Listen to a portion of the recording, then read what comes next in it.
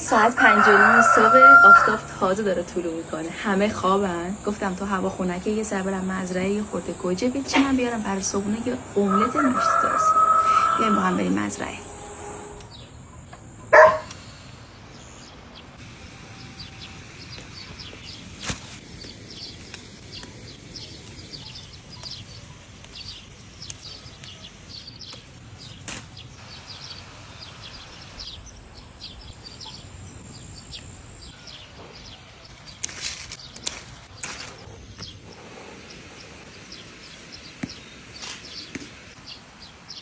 گوجه هامو چیدم، آفتاب هنوز در نیومده. برم صبحونم آماده کنم.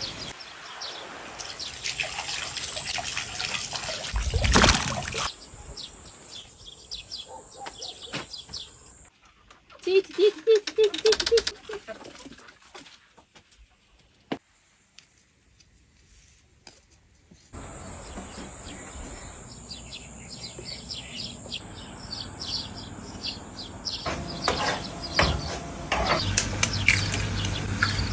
صابون آماده است.